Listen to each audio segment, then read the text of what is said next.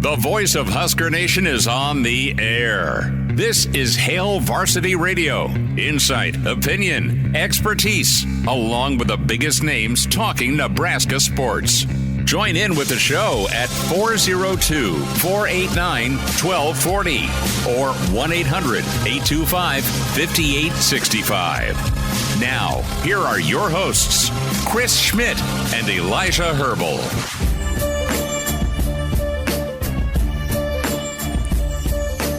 Welcome to it. There we go. Third time's the charm. A Tuesday edition. I pulled the classic move of turning on the wrong mic. My mic was on, but yours was off. And that's how people want it. Great to be with you on a Tuesday as we get you ready for the turkey, gobble, gobble. Either wild turkey, drink as much as you want within safety, and get loaded up. But we still have 2 days before we all get fat and happy.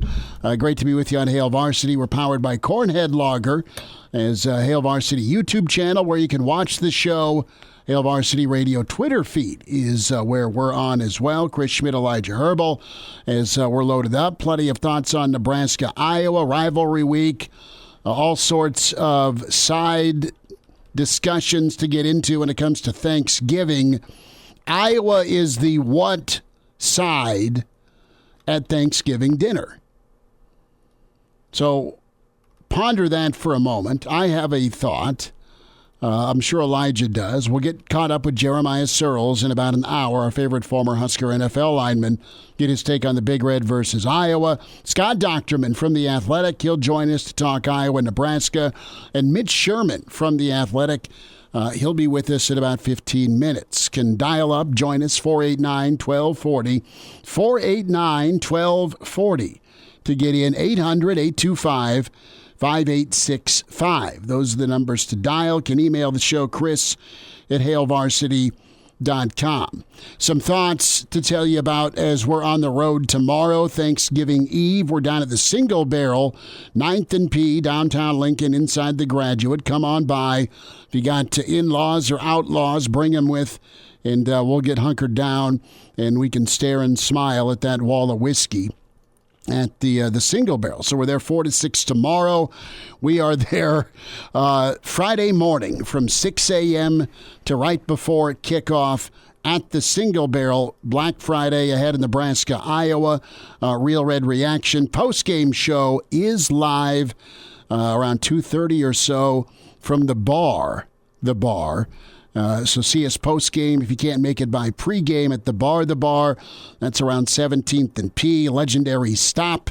If you haven't been, the bar, it's awesome. We're excited. And we'll see if our luck changes. The last few Black Fridays in Lincoln, it's been all Iowa. Vegas says Nebraska by a whisker. And Nebraska's got to heal up a little bit. Been a pretty physical stretch for them. Same with Iowa. They're wounded a bit on top of just trying to go out with that 10th win and then get to Indy against either Ohio State or Michigan. But first things first, Iowa is what Thanksgiving side? I was supposed to be thinking about this, but I ended up thinking, man, do I have to get up early on Saturday morning? We're doing a Saturday morning show this week. Yes, we are. And it's either going to be the first show of the off season or the first show of bowl season, depending on what happens on Friday. But had to get that one locked in. If Nebraska wins on Friday, I think we can think about Las Vegas for Nebraska. I'm still crossing my fingers for Phoenix. Yeah, so would I. That Phoenix would be incredible. That would also be pre-Christmas. Well, then that I'm makes not going to talk about any bowl matchup or location because you're the one who started this. Once they got to 5, I was like, all right, bowl. We dove in a little early, and we're still waiting to see if Nebraska gets bowl eligible against Iowa in that evasive 6th win. But I don't have the Iowa hate as much as a lot of Nebraskans. Like, I kind of hated Colorado. I really didn't like Oklahoma as a kid. Those were the 2 Friday games for me. And then Iowa's always felt a little forced, but it's turned into something really pretty good where there's tight ball games recently, there's drama, and there's been something on the line. Now, there's not been much on the line for Nebraska. There's been more on the line for Iowa. But this rivalry, got a coach popped. It wasn't a good enough win to keep beating the Iowas of the world. I do believe a redheaded athletic director once said, not that one, the Shermanator. So, Iowa's not been a measuring stick. That utterance by Eichhorst set off some fury in Iowa City, and they've really taken it out. I mean, they have pounded Nebraska a lot. Last year, the exception. There's been some one-score games, of course, as well during the Frost era. But no, I respect Iowa. I say that, and a lot of Nebraska fans are like booing and throwing things at me virtually. But if I'm going to name Iowa as a Thanksgiving Day item, I'm probably going to call them the turkey, because I think some of the sides are the stars. Other programs in the Big Ten, dessert, and then there's the turkey. It can either be good or terrible. And Iowa is really good on defense. They've been kind of terrible on offense, and special teams has been a little bit. This year's Iowa turkey is the turkey from Christmas Vacation, where you can see the heart. All right? I mean, it just, yet they're knocking on 10 wins. So that's where I'm at. They're the turkey because turkey's a last draft pick for me as far as meat to eat. I'm trying to think. Not the last, but it's close. I'm trying to think of the right comparison here, because what Iowa football is to me is it's a dish that is kind of bland. Doesn't take a whole bunch of work. It's not the most exciting star of the show, but man, every single time it comes to me, I'm going to grab one because you know what? It gets the job. It's probably like your aunt's gluten-free dinner rolls. Well, we've Matthew chimes in, dinner roll maybe. The other Dave says Iowa is the in-law site of Thanksgiving. I love my in-laws. They're hosting Thursday, so or maybe it's maybe Iowa is like the mashed potatoes if somebody forgot to bring gravy, and they're the instant. Yeah,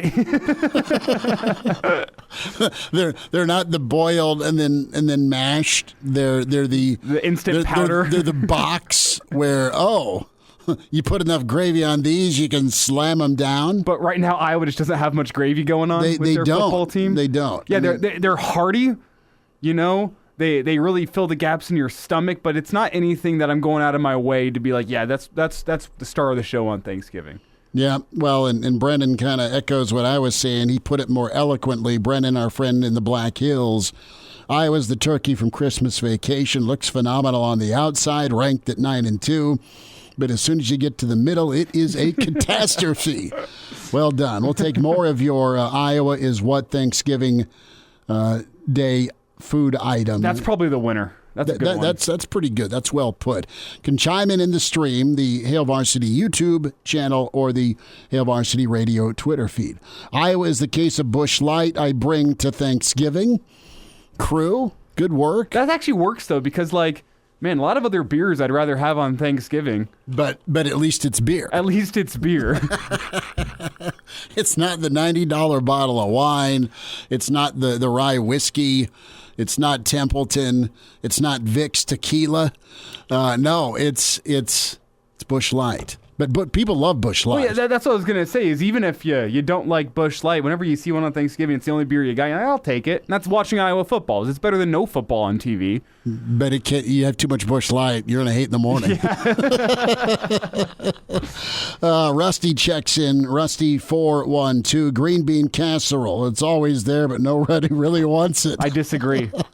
Rusty, green bean casserole is one of the stars of the show for me. It is good. It is incredible. I love the crispy onion topping. The green beans with the cream of mushroom sauce in there, that's just all right. If somebody goes and takes the top off of the green bean casserole, not going to be very good. No, you're going to absolutely beat that person. But the crispy onions on top, that's the star of the show. If someone just takes all those fried onions off the top, I mean, it's code red time. You're grabbing a tube sock, a bar of soap, and all the uncles are going to hold you down and just Swing.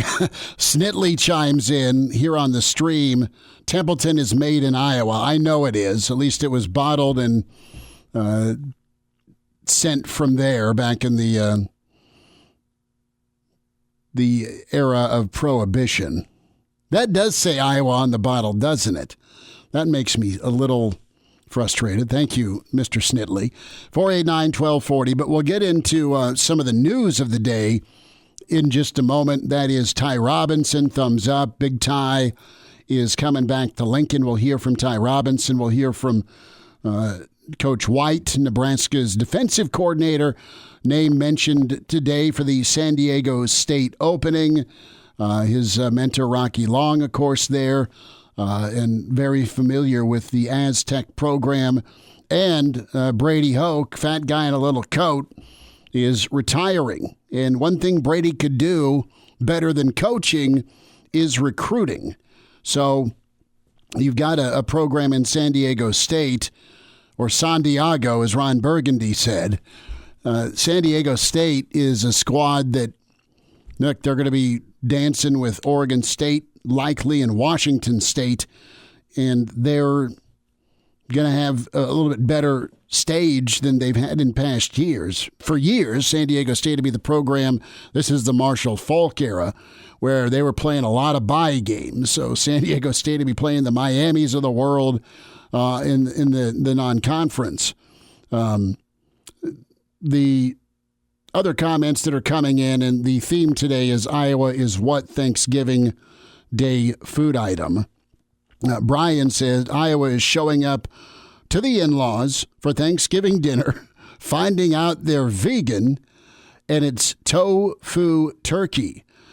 Ooh, I hope that's just extremely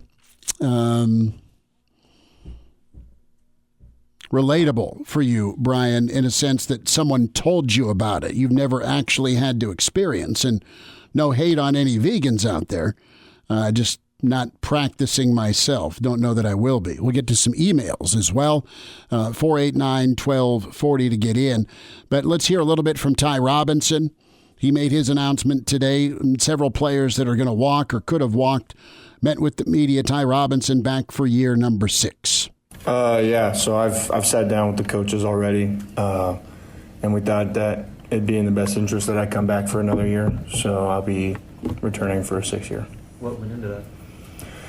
I put a lot of thought into it. I was out last winter and spring with a surgery, so I really only had 2 months to really get ready for football. And Coach Rule and Coach Nine said that they kind of made a joke that when we played last week, that was really week 3 for football for me, us playing against NIU, just because that's how far behind I was with football. And also, I think just with my dreams and aspirations to go on to the next level, I think coming back another year to really sharpen some tools and some skills that I need can help. So that is Ty Robinson. That is great news. You had Papa Polar Bear on Twitter earlier saying, man, can't wait to see this Nebraska defensive line next season together. Brett emails in Chris@HailVarsity.com. I hate you for not hating Iowa. Brett, happy Thanksgiving. Hugs to you and your family. I just can't. I got one of my best friends is Iowa Russ, for God's sake. He showed me a good time in Iowa City last year. He's, if Hawkeye fans are all like him, he's gold, baby. They're gold. I can't complain. Now, the games have been nothing but black and blue fests. That is something that's taken some time. You have the infamous Mark Banker comment, the bloodbath. I mean, Iowa's practiced a certain way, and Nebraska's no doubt had to get bigger, stronger, faster, and they're a work in progress on that. We got a call in from Don. You didn't want to go on the air, but he does say that Iowa, what their Thanksgiving dish is, if you ever watched the show MASH back in the day. I love MASH. Whenever they had the Thanksgiving dinner, they had the lamb all set to go, but then they couldn't bring themselves to slaughter the lamb, at least Radar couldn't, so they had the Spam instead. He said Iowa is the Spam lamb. Okay, the Spam lamb from MASH. When I think of the show MASH, I think of the still that Hawkeye had in his tent. That always made me smile, and no doubt it was bad enough to be visiting that 4077 unit in Korea, and then you just pray that Hawkeye wasn't seeing through you and he was cutting into you. We'll get Mitch Sherman's thoughts on this upcoming showdown, Nebraska v. Iowa, as Black Friday looms. Road show for us tomorrow at the Single Barrel, 4 to 6, 9th and P downtown. And then a pregame show, Black Friday, going to be rolling also at the Single Barrel, 9th and P, 17th and P for postgame at the Bar. Excited to be out there and do Real Red Reaction. Seth and Greg gracious enough to have us, and a big thanks to the Single Barrel all year long too, putting us up on Thursdays and Saturday pre-games. Loaded show for you today. Mitch Sherman going to join us. We'll check in. Jeremiah Sirles, his thoughts on the rivalry on Nebraska as they head in, and we'll get locked in with Scott Dochterman. He's on the way.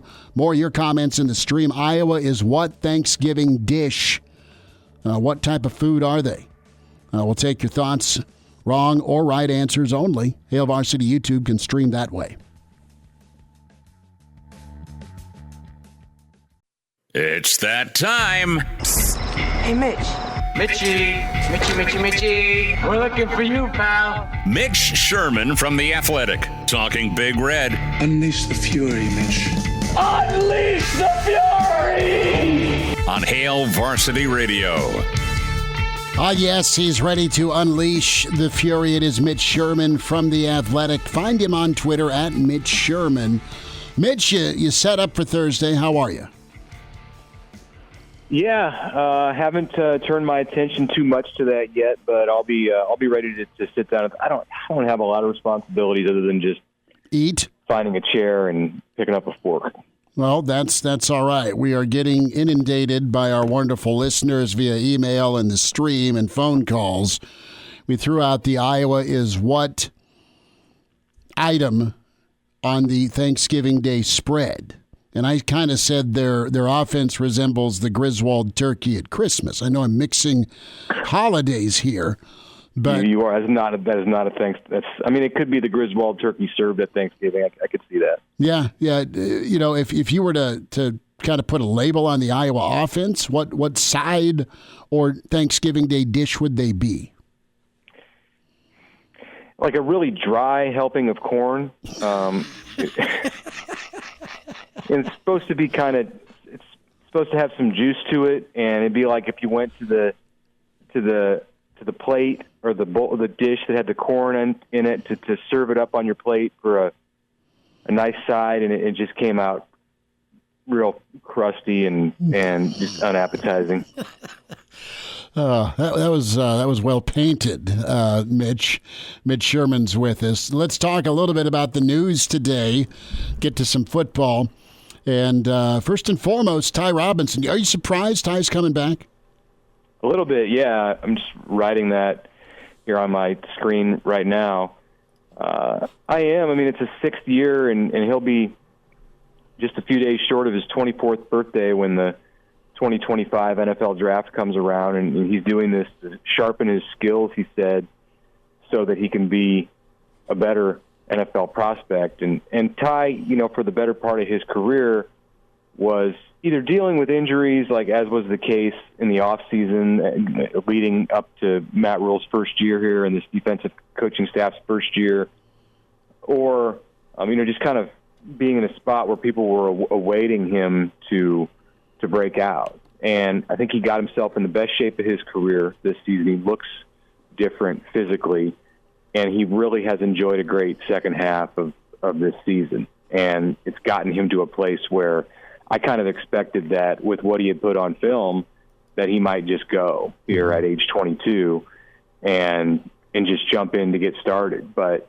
it's an indication in part of how he feels about the progress in this program. It's not just coming back to become a better NFL player, because if that was the case, you can get started on that and work your way in on a path through the league where you maybe don't get drafted as high as you'd like to, but there are opportunities there if you're a good player in a training camp and you make a team. He's done this in part because he likes what he sees at Nebraska and wants to be a part of that for another year. It's Mitch Sherman with us here on Hail Varsity Radio, talking at Nebraska. We look ahead to Iowa here momentarily. But first, Mitch, Ty Robinson's the first name, off the board in terms of the decision-making process. What other names are you going to be following here? It's such a confusing time with the COVID year still throwing a wrench into things with red shirts and everything. I don't know who still has a year of eligibility left and who doesn't, if I'm being completely frank with you. Have you looked into this? Well, what are the names that still have a question mark in terms of if they can come back next year or not? I have looked into it, and I can tell you that players like Anthony Grant and Omar Brown, Billy Kemp, Quentin Newsome, Marcus Washington, Josh Fleeks, Luke Reimer, they're all Nuri Nuili. They're all at the end. They're seniors, and this will be their senior day, and they won't be back at Nebraska next year. But then you have a whole group like Nick Henrich and Bryce Benhart, Robinson we mentioned, Ramir Johnson, Javen Wright, Ethan Piper, Bushini, John Bullock, Garcia Castaneda. They're all fifth-year juniors and could come back for another year because of the COVID year. And then there's others like Ben Scott, who's a fourth-year junior, who I think faces a decision. And I could see Ben Scott going to the NFL as Nebraska's starting center, but he also is somebody who has another year. Let's get into Black Friday and the matchup here, Mitch. Nebraska and presumably Chubba will get the nod. Seems to be the healthiest right now and performed really well on the road. And let's talk about Nebraska's offense for a moment against that Hawkeye defense. What can Nebraska do offensively to keep Iowa off balance and try and forge some points? Well, I think Iowa's going to be ready for the short passing game that Nebraska showed early to loosen some things up against Wisconsin. That's how they started to move the chains against the Badgers before the Huskers hit those two big plays on the scoring plays, both from 50 yards plus. So once Wisconsin started to do some things on the edges to shut down that pass to Kemp and some other wide receiver screens, then they held Nebraska in check, really, until the last drive of the game, the last drive of regulation for the Huskers. So, Iowa's going to be aware of that. They'll have seen what Nebraska did to have success early against the Badgers, and Nebraska will have to adjust to that and change some things up. I think you can incorporate the tight end. Nebraska has been able to run the ball against just about everybody on its schedule, with the exception of Michigan, and they're going to have to go back to that and get Emmett Johnson involved, and you'll see Chubba in the run game, I'm sure. He won't surprise Iowa with his speed like he did Wisconsin on that first touchdown run, but I still think he can be effective in getting some chunks for Nebraska in this game. I mean, Iowa has a very, very good defense, and they're very sound. That's the main thing, but they've taken some hits because of injuries, just like the Iowa offense has, and the big one being Cooper DeJean, their star corner, who was out for this game. So maybe there's some things that Nebraska believes it can do in the pass game, like we saw a year ago, because of injuries in the Iowa secondary. It's Mitch Sherman with us here on Hail Varsity Radio. And Mitch, I want to dive specifically into that Husker rushing attack. Iowa this year is directly behind Michigan in terms of yards per rush in the Big Ten. Michigan's at 3 yards per rush exactly. Iowa's at 3.1, but they've only allowed 2 rushing touchdowns on this season. Well, what's a healthy rushing total for Nebraska on Friday? How do they win this game on the ground, I guess is what I'm asking you.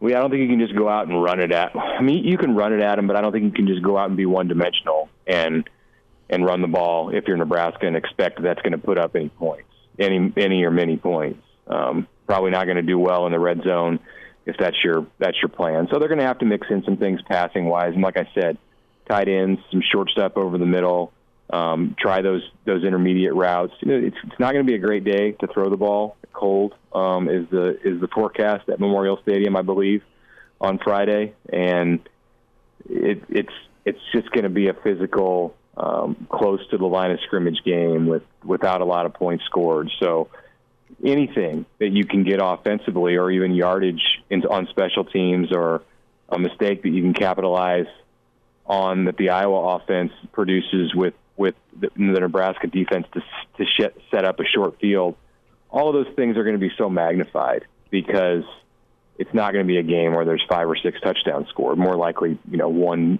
2, or 3. Mitch, let's talk Tony White. We'll play a little bit of Tony next segment, but he had time with the media today and very complimentary of Rhule's endorsement yesterday. What's your feel? What are you hearing about Tony White? I mean, San Diego State's out there. There's other openings out there. And, what are your thoughts right now with Tony White and his future? I thought he sounded like a guy who was ready when he talked today. There was a little bit of almost past tense and talking about everything that he appreciated everything that Matt Rhule has done for him or that Matt Rhule did for him. That doesn't, you don't want to read too much into just the way that he words things. And, he's saying that he's focused on this week, but you have a real sense that right now he's in one of those places where his mind is going one way and he's also coaching this team. And he's capable of being able to do both those things. Lots of coaches have done that for short periods of time in November and December in college football. That's just the way of the world in college football. And Tony's right in that spot right now, I think. But I think if he gets an offer that he's intrigued by, he's ready to go. And he definitely was humbled by, you could tell in his voice and just by his reaction, by what Matt Rhule said yesterday and publicly endorsing him and saying that Tony should go get a job and that anyone who's looking should want Tony White as their head coach. So we'll see. Sometimes these situations come up and you end up being a runner-up in the process, and maybe the right thing won't come around for him. Maybe the job that he's best suited for isn't open right now or hasn't opened yet this cycle, and he could very well end up back in Lincoln. But he's a hot commodity, and I think there are going to be options for him.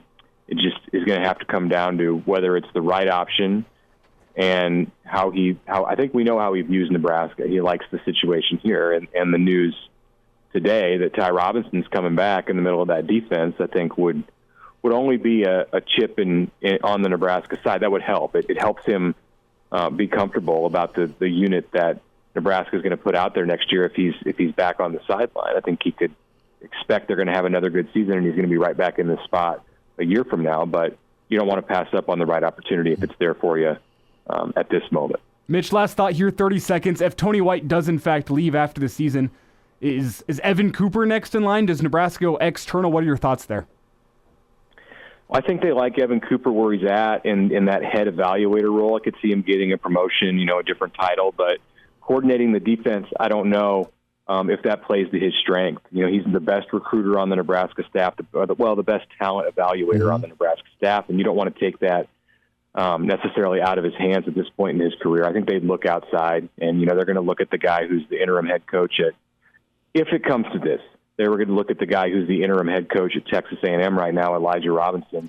But he's probably going to have other offers too, and Tony White may be back. So we're going to find out a lot, not just about this situation, but others in this transactional period for college football that starts really right now, but in full speed mode next week.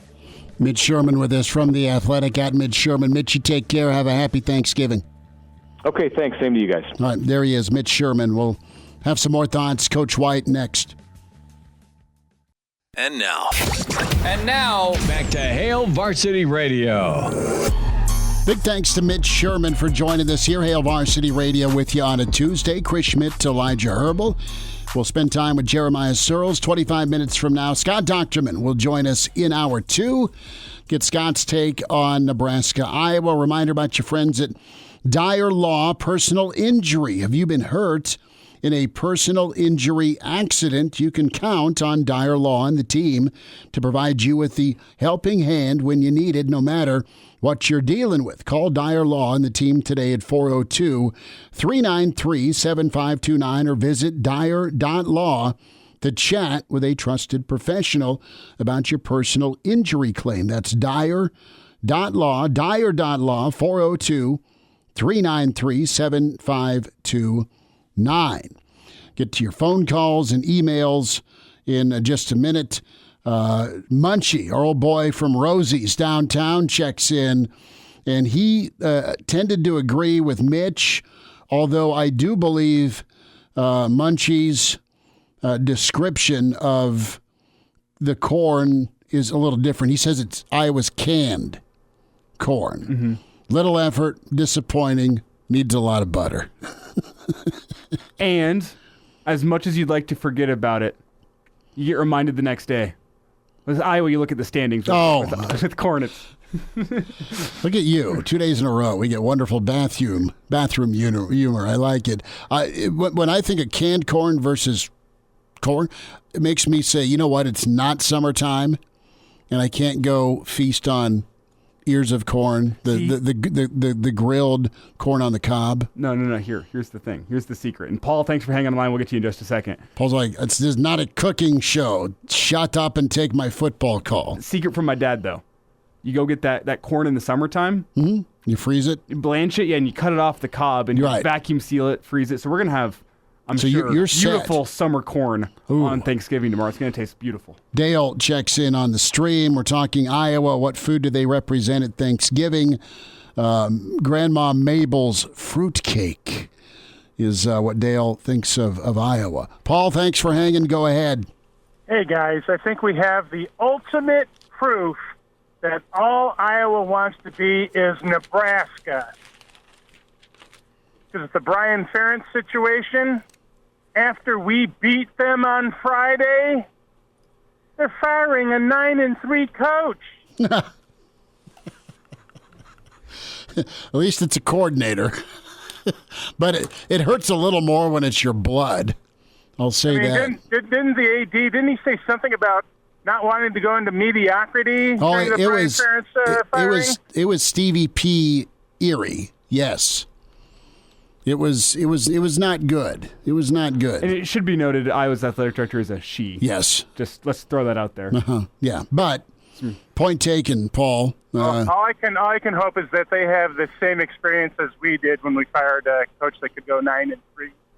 Well, I would argue that Big Brian's helped them get exquisite on defense. Because they've had to be. Paul, happy Thanksgiving. Thanks for the phone call today. Have a good one, guys. You too. Good to hear from Paul. And I wonder if is it Beth Gates? Is that her name? I wonder if her handling of the Brian Ferentz situation might spell the end of the road for Kirk Ferentz at Iowa. Yeah, I don't know. It's like one of those things in a relationship there's a lot of money on the table. But it's one of those things that, like, that's got to be hard to come back from in a relationship, you know? Like not necessarily like I think using the dating metaphor works in this case, but I'm not going there directly. Like this is just one of those mistakes that, like, are you ever going to be able to get over? Like, hey, we went 10-2 or 9-3 this season. You know, our offense wasn't great, but you know what it did? It won football games, and you're going to fire my son? Like, that's just got to be hard to get over. It's Beth Goetz. Goetz? Goetz. Goetz. That's how you say that? How should I say it? Wouldn't the OE make an A sound? Gates? Gates? Might be. I don't know. I went a long time ago in English, clearly. I avoided English classes for the life of me. Yeah, but you listened well. Let's hear from Tony White. I know how that name is spelled at the end, and I don't mess that. I'll butcher that. Wouldn't you? Look at you teaching me 4th grade English. I'm embarrassed. I'm sorry. Tony White, let's talk a little bit here about, the coaching carousel. Balancing his name in the head coach running, and also the task at hand for Black Friday. Can you give me a cut number? Yeah, it says right there, number 4. Anything like that is a reflection of the young men playing and the other coaches and the work that they put in. You know what I mean? I just have to, that's the way I take that. That has nothing to do with me. It's all those guys run around making. I didn't make one tackle this year. I didn't make, one sack this year. Those young men perform, and those assistant coaches got them in a position to perform. And so, you work to be in a position like that. But I say this all the time, you handle that after the season. Your name ain't gonna be up there if you give up 300 yards rushing and lose this game. You know what I mean? So it's cool and all, but it's cool because Nebraska gets recognized and Coach Rule taking a chance on me gets recognized and the young men playing get recognized. Like, that's cool. Anything good with me is automatic good for Nebraska, good for the player. So that's the way I take that. More from Coach White, what he's learned from Matt Rule, Cut 5. I think the most important thing Coach Rule does is he is so involved, so engaged with all aspects, recruiting, with strength and conditioning, with the players, with the offense, with the defense. I mean, he's very hands-on, and that's what you want to be. You work and gain all this experience, and then as a head coach, you want to sit back and not really do anything. You know what I mean? Like, it's actually opposite, right? You get a chance to see him work and see how. He pulls a guy aside and watches their PFF with them and gets him in a different mindset. You see him go and sit down and eat with the walk-on guys and you just kick back and ask them how their day was. You pull in a guy and say, hey, on this academic deal, what happened in this one class? Like every facet of the program, every individual is always thought about and being touched and trying to be developed and trying to be put in the correct mindset. So that's what great leaders do. Well, Tony White, very thankful. Last saw it here from Coach White. We'll sneak it in when it comes to Matt Rule's endorsement. Cut 6. I don't think that's, ever happened to me in that degree.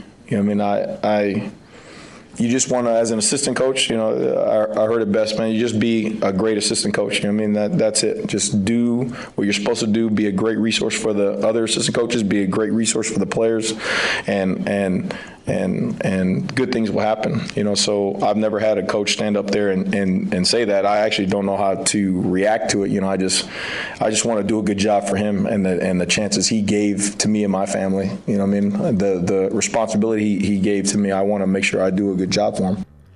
Well, a lot of heartfelt thoughts there from Tony White, and we'll see where he ends up, Lincoln or somewhere else. Who would have thought we were both wrong?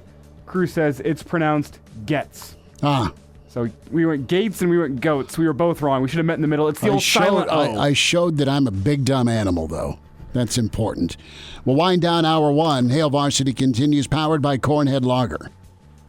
Hail Varsity Radio is live. Now, back to Schmitty. Schmitty's a great guy, but he don't have a brain. And Elijah. You want me to speak? When I point at you, yeah. On Hail Varsity Radio.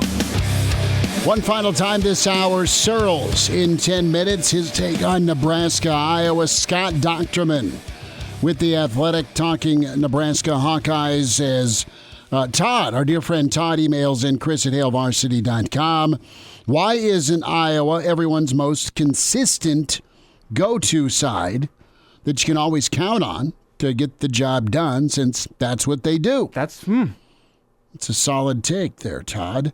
That's why I think maybe the mashed potatoes without gravy is the way to go. They never implode, so they can't be the Griswold turkey. And it's hard to screw up mashed potatoes. But they can make you sick. I've talked to enough Hawkeye fans over my time. Even last year when we were in Iowa City doing the pre and the post game, they were over how ineffective the offense was. Now, they could have gone to the Big Ten championship game.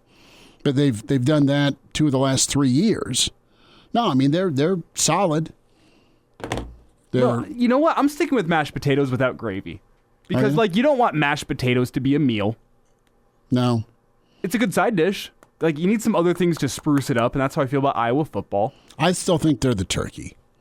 Because if they get a little bit of offense, it's probably a really good turkey. Mm-hmm. If it's so-so, mean, you deal with it, and you put gallons of gravy on said turkey. And that works, too, because you can't have Thanksgiving without the turkey, even though it's not everyone's favorite. Like, everyone would rather have, prime rib on Thanksgiving. It's tradition. But you'd be a Grinch, you have to. Tradition, that's a good word to use here. The Big Ten wouldn't be the Big Ten without Iowa doing Iowa things. Sure. I mean, it wouldn't be the Big Ten without Iowa beating the hell out of Ohio State. And you also have to look one time. And, the people who, their favorite meal on Thanksgiving is turkey, you look at them and go, why? And it's the same with Iowa fans. You look at them support that football program, and you go, why? Because they win 8, 9, or 10 ball games. Scott checks in. Iowa is the food equivalent of Aunt Bethany's lime jello and cat food salad ring. Christmas vacation. I have successfully mesh pointed the Christmas vacation flick with turkey and Thanksgiving and of course Iowa.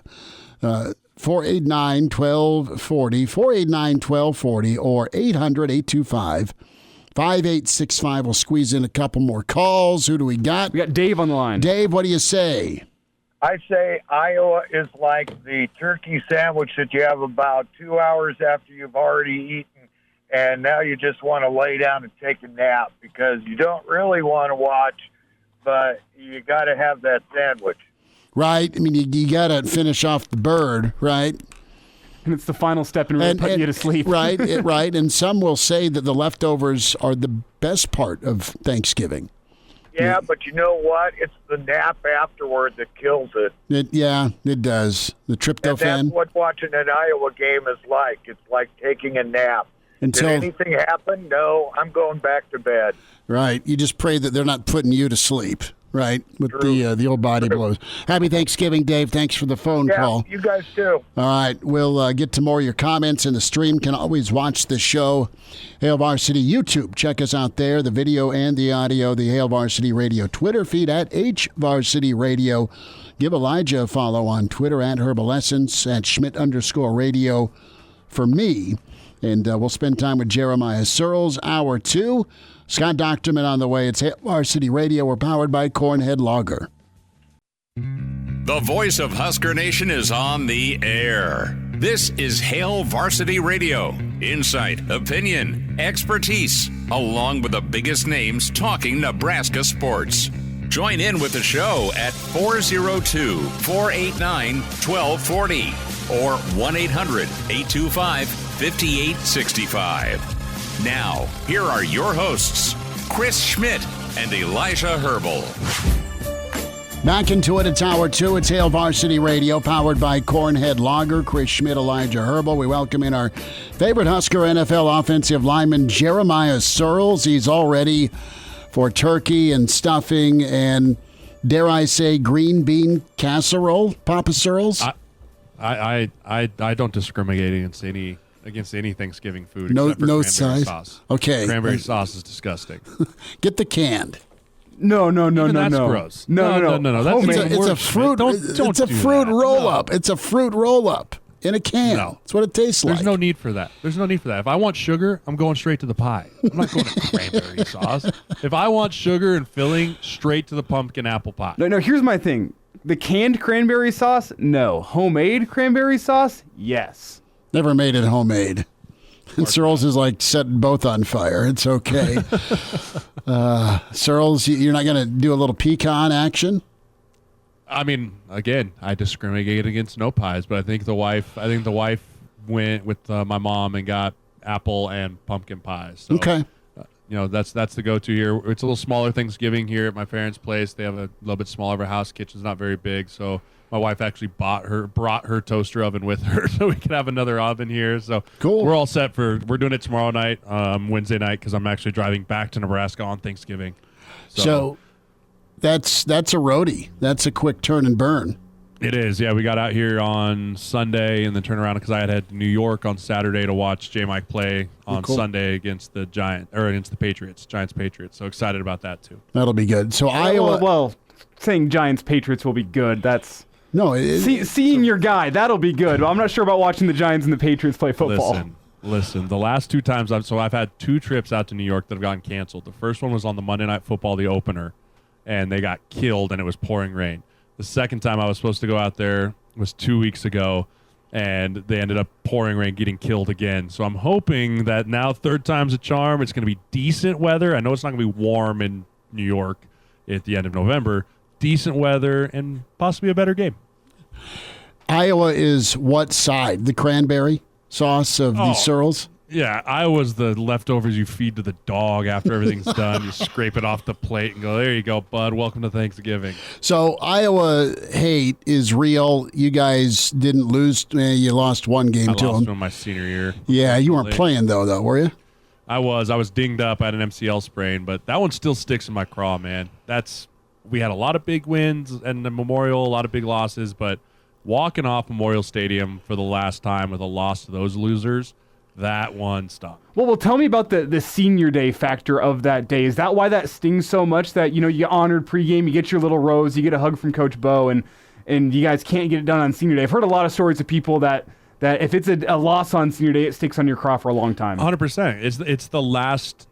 it's your last impression of a Husker, right? I know we had the bowl game, but like your last impression of in that stadium, what will you be remembered for? And I know people forget, but you don't forget your last time in that stadium. Like I can remember that day vividly, coming out of the tunnel, giving Coach Bo a hug, seeing my mom, my dad, my brother there on the stadium, and just wanting to walk off there with the Heroes Trophy and going, man, my last time here was a win, a big win over our rivals. And when that doesn't happen, it just really sticks with you as a player. Jeremiah Sirles with us, Hail Varsity Radio. Nebraska-Iowa week as Sirles gearing up for Thanksgiving with the fam.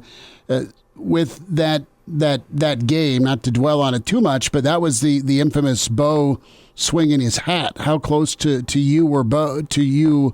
Bo were you swinging the hat around? Because he was within millimeters of the official. I still to this day kind of wish, what would have happened if he did? Right? He would have gotten kicked out for sure. Sure. Right? He would have gotten ejected, and it's maybe that's all we would have needed. Right? Maybe him getting the boot and giving the double birds on the way out would have been the little nudge in the pants that we needed. But I also do remember that being the game where we all kind of went to bat for him afterwards to keep his job. Right? I remember myself, Kenny Bell. I think that was the infamous "I'll go to the gates of hell to fight for Bo Pelini" type of quote. But I wasn't anywhere close to him. I remember getting the foul. I think I was on the sideline, and I remember getting hearing the whistle and looking up at the big board and seeing him do it. Well, that's not good. Sirles, what do you make of last week? I want to focus in on Chubba and a little bit of the spark the offense had. What do you see from the defense? And let's apply it to Black Friday. Yeah, I thought for the situation that Chubba came in, I was really proud of the way that he came in and at least started that football game, right? Showing that he's a little faster than I would give him credit for. I mean, I was yelling, slide, and I was like, oh, score, run, little boy, run, right? Looks like the poor man's Eric Crouch streaking up the sideline there. And, so that was great, and then he delivered a couple good balls, but overall, he needs to take a big jump if he is the starter this week of understanding that it's okay to get from 1 to 2 to 3 in his progression, because towards the end of the game there, it was 1, tuck and run. And there was plenty of times that I went back and watched the tape, Bullock's coming open over the middle in the second window, or Fedoni's passing the linebackers to get to the second window.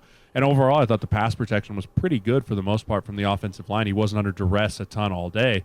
So like we talked about at the beginning of the season, guys taking huge jumps from week 1 to week 2. I'd like to see what Purdy can look like going from first start to second start if he is the guy. On the defensive side of the ball, I was a little disappointed in our ability to get after the quarterback. I thought this was, Tanner Mordecai was a guy who would be able to get to, frustrate, fluster, and he was able to create and move with his legs, not under pressure, but more just because he could and create because it was covered down the field.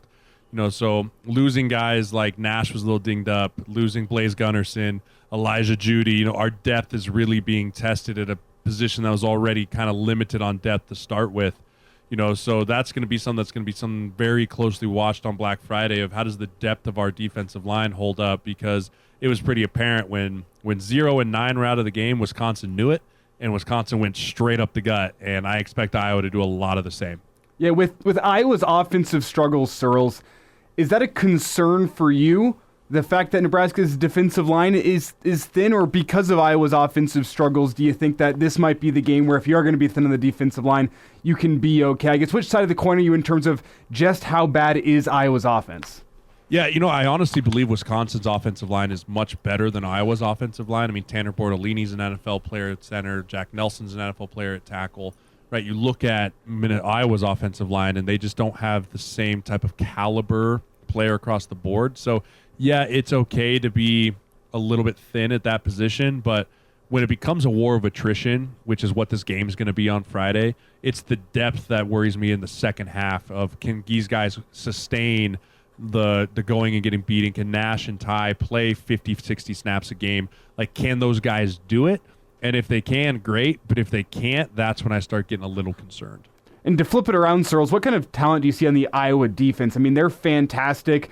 As for Chubba, we talked about how poised he was against Wisconsin. I think you worry about that with an Iowa defense that is a bunch of ball hawks in the secondary, linebackers that are fast and flow to the football and really make you pay whenever you try to go inside. What is your concern level in terms of getting another poised performance from Chubba Purdy on Friday? Yeah, it's very concerning because the strength of this defense is their front seven. I mean, their front seven, you talk about the interceptions, those type of things in the back end, that's all caused by the defensive linemen, the linebackers getting to the quarterback and speeding up the throws or giving inherent throws. So for me, being able to run the football in this game is going to be pivotal, but Iowa hasn't let anyone run on them really all year. And for the way to do it, if you are going to run against this Iowa team, is you can't just bang your head against the wall running up the A gaps and the B gaps. It's got to be the option game, getting to the outside, the speed options, the pin pull type stuff, trying to get to their edges, and then understanding when to take your shots. With Cooper DeJean being out for them, their All-American corner, first-round draft pick, him not being in there, they're a little thin at the cornerback position. So if you can try and establish even a little bit of a run, I think we'll have limited opportunities, and we have to make sure we take advantage of them, of taking shots over their head to Malachi Coleman or Billy Kemp or Doss, those type of things, because there's not going to be many of them because you're not going to be able to sit back there in pass protection against this team for a very long time.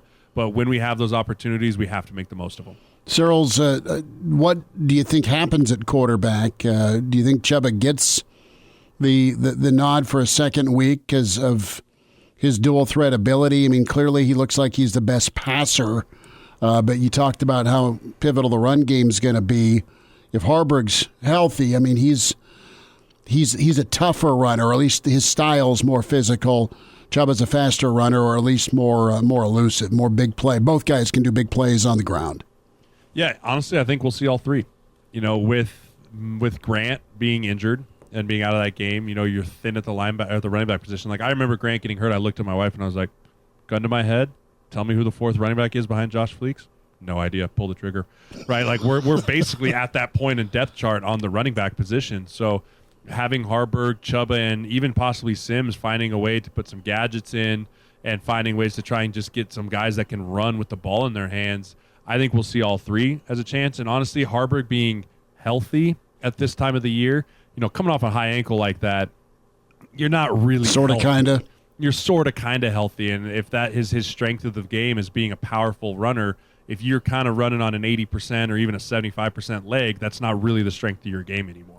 Sirles, with the issue really for the offense all year being trying to find that one quarterback, your solution is three quarterbacks. Put them all in the game at the same time. Is that what you're saying here? Like, remember the old Bo Pelini diamond formation? Yeah. You just go three quarterbacks in the backfield? Why not, right? Have Harburg, have Purdy, have Sims back there. Obviously, don't give it to Sims. But, just kind of figure it out as you go. Who knows what's going to happen?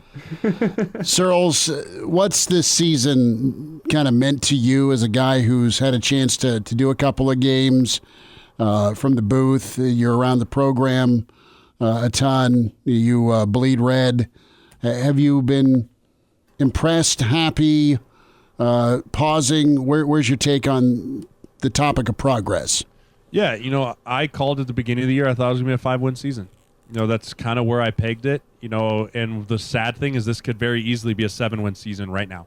I think we dropped the game in Minneapolis and we dropped the Maryland game. Those are the two games to me that are really dropped games that I thought we had every opportunity to win those football games. And, so you look at a team that's really close in a lot of areas, and I know that Husker Nation and myself included kind of fall into this trap of like, well, Scott Frost did the same thing, right? Like, it was a one-score games. It was all this stuff. But for me, they're different end-of-game scenarios than they've been in the past, in the fact that we are not imploding in the fourth quarter, in my opinion. we're putting ourselves in a position we're just not quite executing at the high enough level to win, but it's not a total implosion like we've seen at times in the fourth quarter under the Scott Frost regime. So I'm happy with where the growth is. I'm happy with where I see the future of this offense and this defense and this special teams and this whole team going. Again, I think Matt Rule's done a phenomenal job of flipping the culture on its head within the first year. I am happy with where the Husker program is at, and I think it'd be a great way to cap off the year to go to a bowl game. It's been a lot of years, Sirles, in the pros, and it is open season in some of those bigger markets on a team's offensive coordinator. Right? And Satterfield, people are really respectful, the media in Nebraska, I'll say that.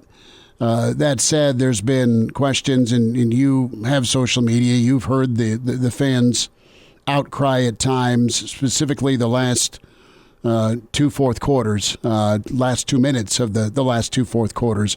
What's your take on Sat? Is the guy trying to make a gourmet meal with, and I'm not knocking the talent of the kids, it's just he's been dealing with an injured side of the football. Is that how you've looked at it? Yeah, it's hard for me to call for the head of an offense. I'm not asking that. I'm saying outside of the system. For sure. No, I'm talking about like the outside world calling for the head of Satterfield, right? It's hard for me to jump on that bandwagon when you really look at it from an objective person or like objective view. Like this dude lost his top 2 running backs in the exact same game. He's lost multiple offensive linemen, right? You lose Marcus Washington midpoint of the year. He really was hurt for all of camp, so you didn't really have him either, right? You got Fedoni, who's a first-year player coming in. You start going in a rotating ring of quarterbacks because Sims wasn't the guy you thought he was when you got him here. Like, it's really hard for me to pin all of that on the offensive coordinator and say he's the issue, right? I just got done doing a podcast for the NFL where I really don't understand why they fired the Buffalo offensive coordinator.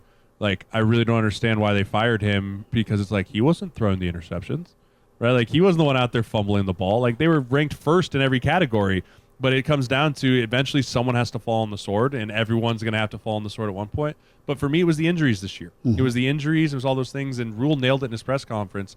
Why, when I'm trying to rebuild something from the ground up, would I take an entire phase of the ball and start from ground zero all over again? Sure. It just doesn't make sense. So before we get you out of here, I want to get your thoughts on the offseason ahead for this Husker offense. Outside the quarterback position, I think we're all in agreement that Nebraska is likely going to go to the portal for a quarterback. Are there any other spots on the offense where you think Nebraska needs an instant influx of talent via the portal, or do you trust the young guys on that offense? Wide receiver. We need a veteran wide receiver. I love the young guys that we have in Malachi Coleman and Dawes and some of the other guys, but we need to bring in a true number one big-time receiver to give our quarterback, whoever he is that we bring in, a chance. Right? You can look across the league, even the young quarterbacks in the league that come in, if they don't have a guy at receiver, it's really hard, right? It's why the Bears traded for DJ Moore to go get Justin Fields a guy. It's why CJ Stroud has Tank Dell, right? It's a proven fact that if you can have a number one wide receiver, it makes the quarterback's job easier. It's why Adrian Martinez as a freshman just found wherever Stanley Morgan was and threw him the football, right? It's why last year they had Palmer and Casey Thompson just threw him the football, right? When you have that security blanket, it helps. And then that also helps with the depth building and the way that those young receivers like grow and develop. So I think the receiving position is definitely the number 2 spot that we need to go get at least 1 or 2 guys out of the portal on. Jeremiah Sirles with us. Sirles, quick prediction. I think Nebraska wins this game 13-10. All right. I think that's the kind of game that we're going to have. Big Red by 3, says Papa Sirles. Best to you and your family, Jeremiah. Have a great Thanksgiving, man. Hey, appreciate you guys. Go Big Red. And now, back to Hail Varsity Radio.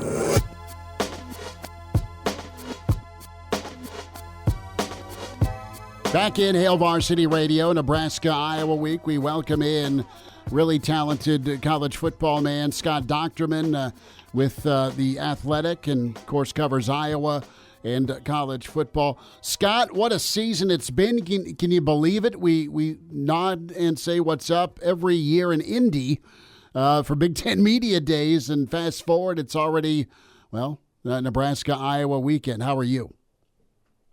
I'm doing well, but I'm with everybody else where when you get close to the end, you just go, wow, where did the time go? And it always seems to happen this way. And here we are again. And you talk for 9 months. You're so excited about college football. You project everything. And then before you know it, it's like, wow, a quarter of the season's gone. And now here we are going into the last game.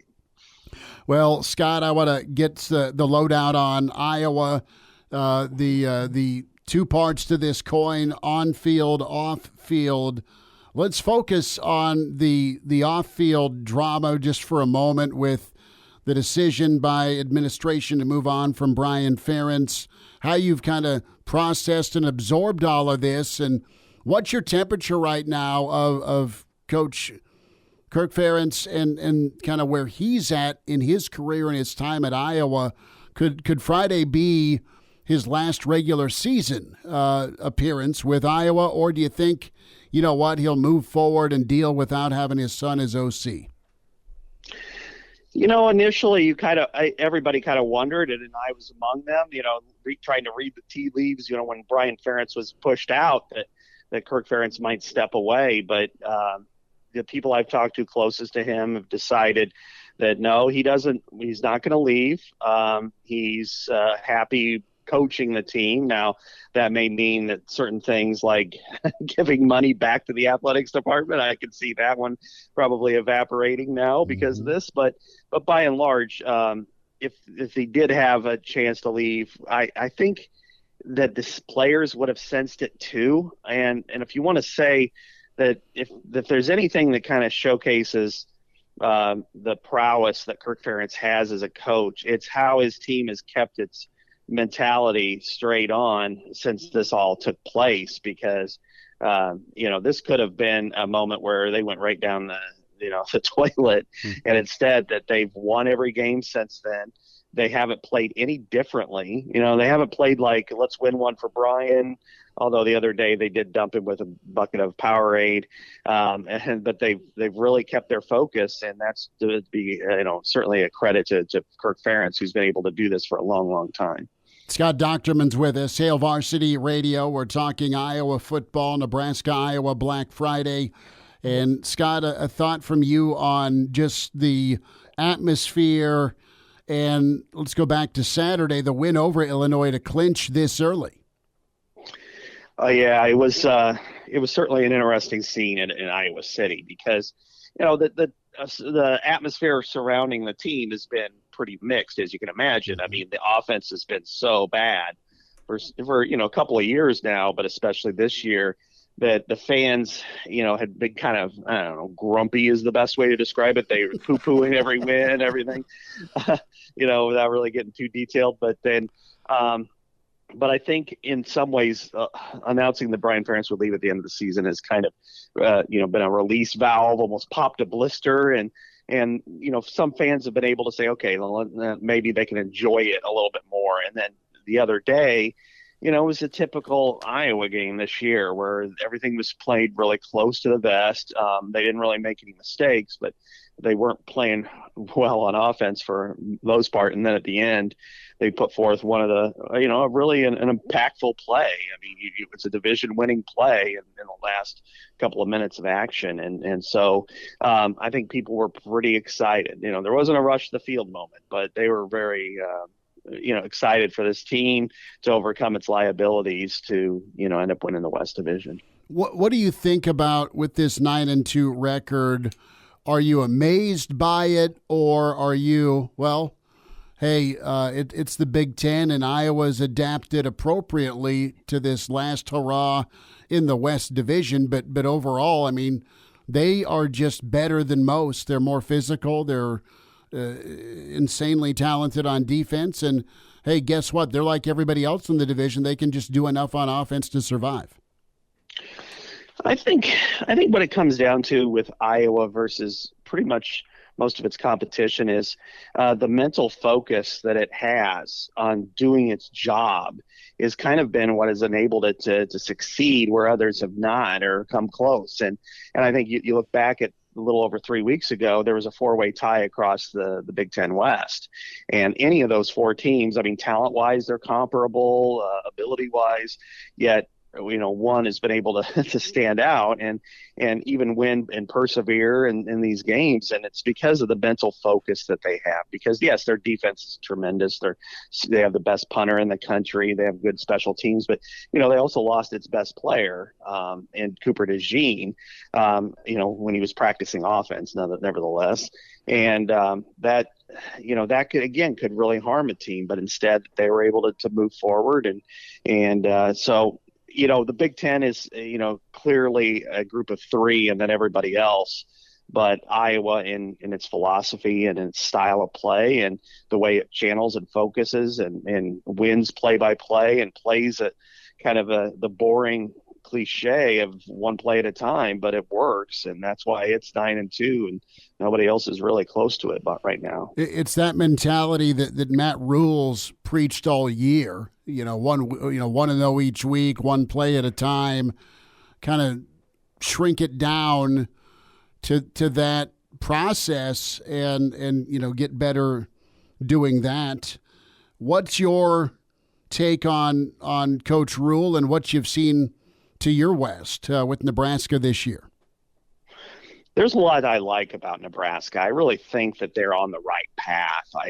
I like what Matt Rule's message is. I like the way they play defense. Obviously, their defense is right there with Iowa's as being among the best in the country. It's really the turnovers, and if that's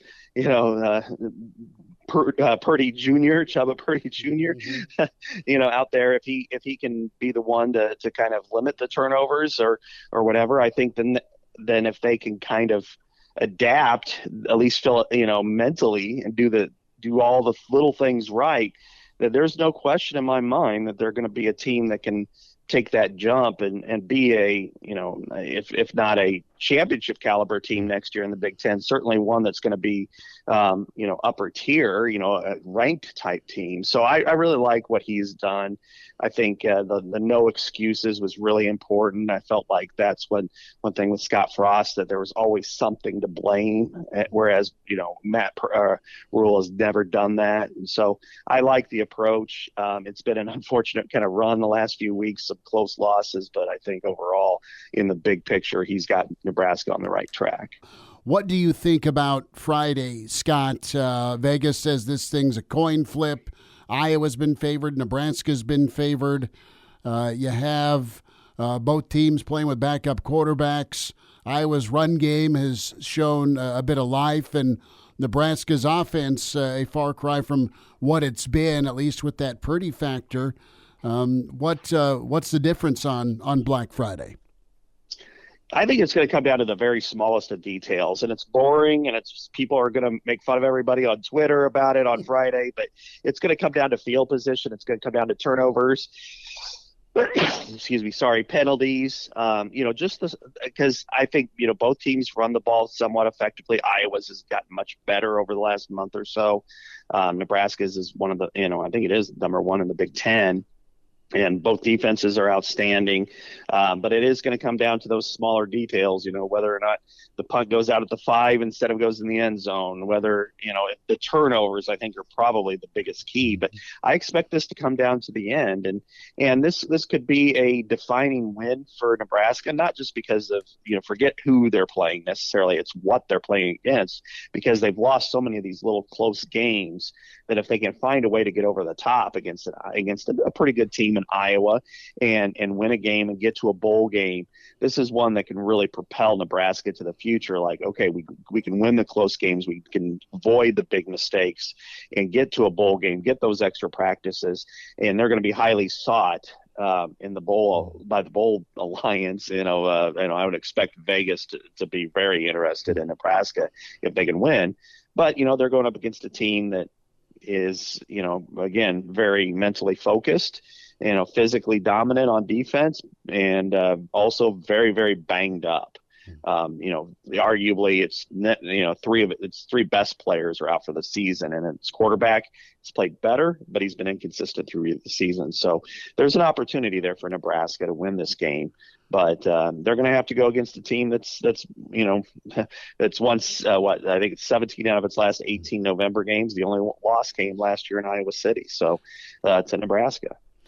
How is that memory for this Hawkeye group?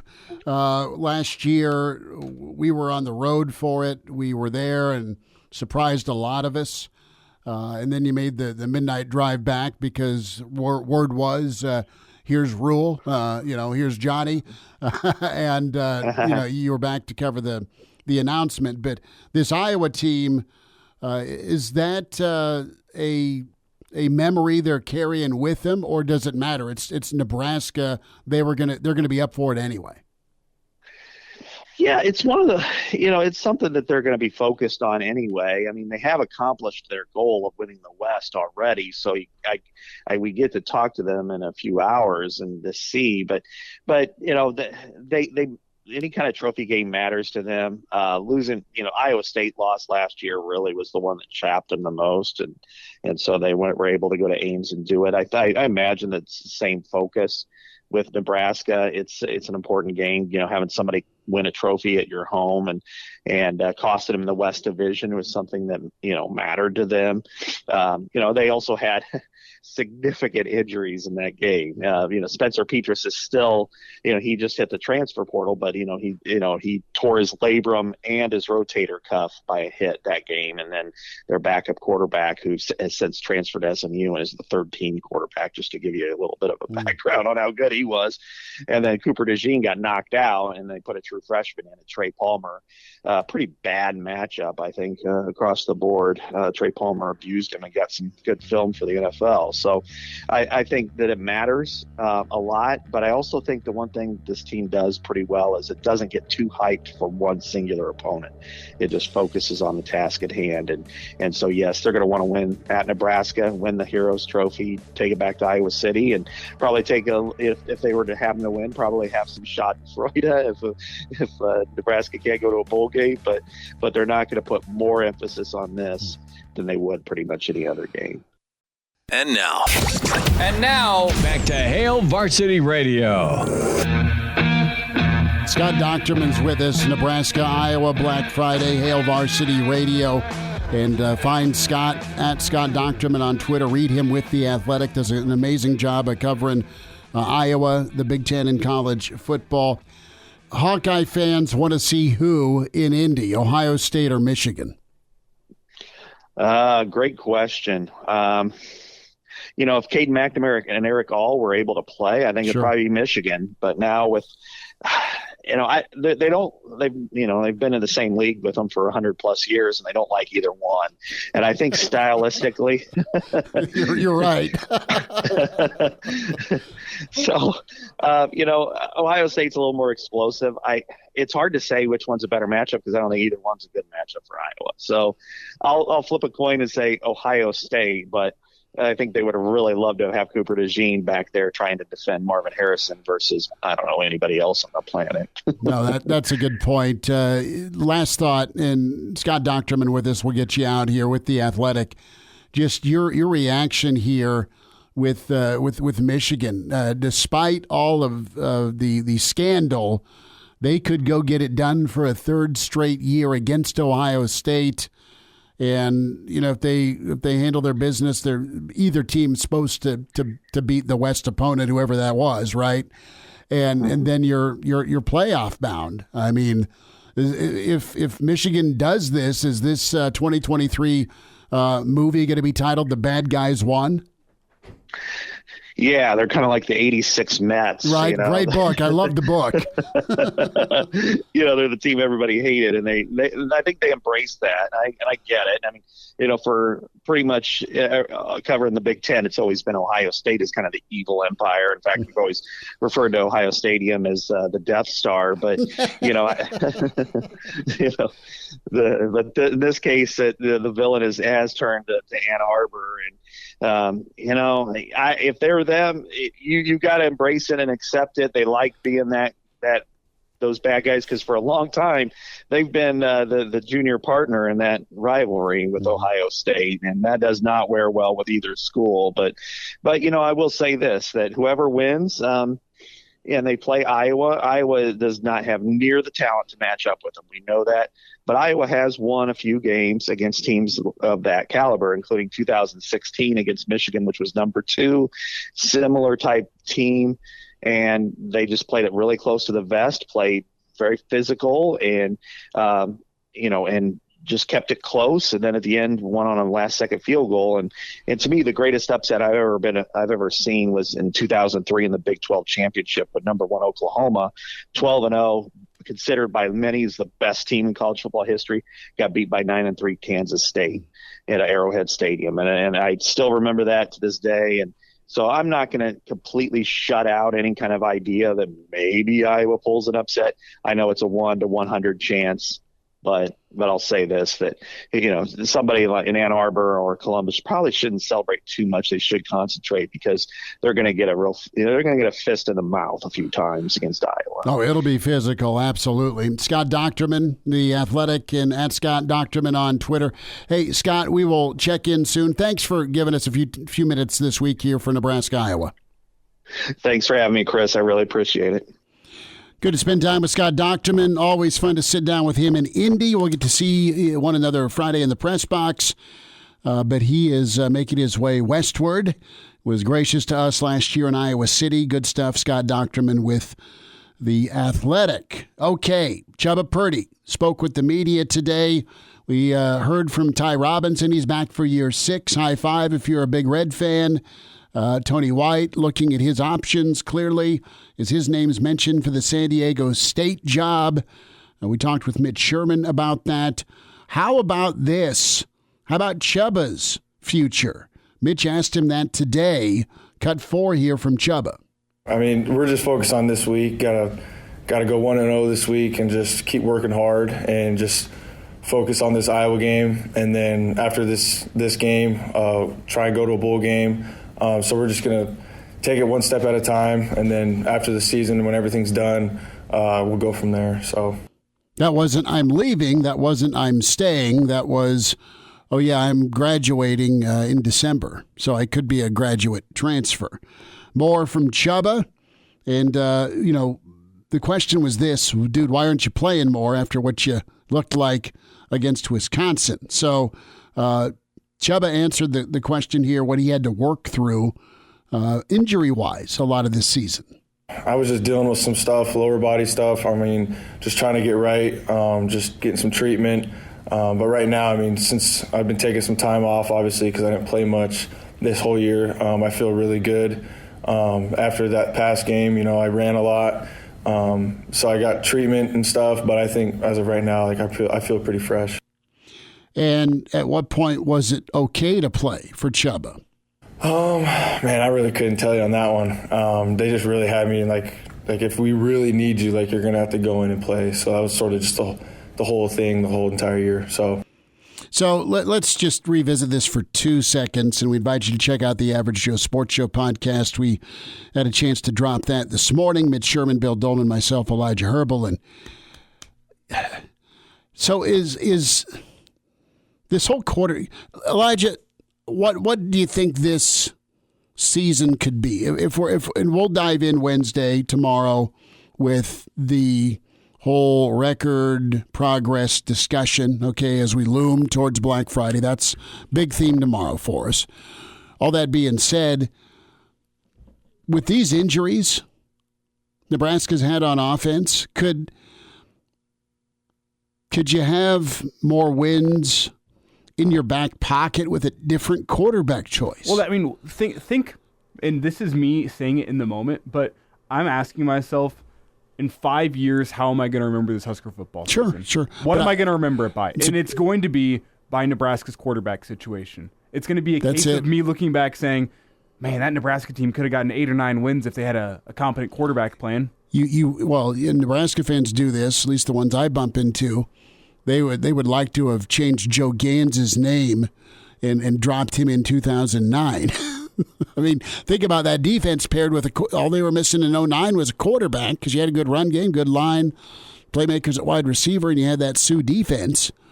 I mean, it's always something for a lot of teams. And you're going to look back on that season differently because there wasn't injuries on the offensive side of the ball, and I think the team ceiling was higher. But that's going to be limited, right or wrong. I think the injuries were pretty debilitating to this offense this season, but I think there was enough offense to go win some football games. So how the season's going to be remembered is, man, if the quarterbacks didn't turn the football over, man, if Nebraska had a quarterback, or whoever the quarterback is in 5 seasons, man, if he was playing back in 2023, how different would that season have been? Because it's going to be a different Big Ten by the time we get there. You may look back in the season and say, man, that was Nebraska's opportunity to get to a Big Ten title game. They could have done it in year 1 under Rule if only they had a quarterback. That's how the season's going to go down. And as bad and down as the West, I mean, the West is always a rock fight, but it's especially rocky this 2023 season. And that's how I look at it. I am pretty impressed with the next man up development. I think Nebraska's done a hell of a job developing this year on both sides of the football. The inconsistency on special teams. We'll make our hit list tomorrow. But yeah, quarterback play. I mean, is it as simple as, well, here's our referral, here's our quarterback Sims, here's a bleep load of money for our NIL portal quarterback that didn't turn out, and you didn't have a competition? And now, back to Hail Varsity Radio. One final time, Hail Varsity. We're powered by Cornhead Lager. Chris Schmidt, Elijah Herbel. Greg from Michigan chimes in. Iowa is the stuffing when it comes to Thanksgiving dish options. Hardly and fundamentally sound. Make that hearty. God, I can't read. Iowa is the stuffing. Hearty and fundamentally sound. We appreciate everyone's contributions on the stream and all your comments there, your emails, and, of course, your chime-ins that way at 489-1240. Some decent phone calls on that. Back in... Hold on. We are on the road tomorrow, Single Barrel, 4 to 6, your Thanksgiving Eve at the Single Barrel. So excited to be down there, 4 to 6. Road show Wednesday, back there from pretty much 6 a.m. to 11 Friday for Black Friday for the pregame. We'll drop in a little KFOR morning show for you, and then a morning edition of Hail Varsity Black Friday. And then the bar, Elijah, I'm going to buy you a Slinky after the show's done.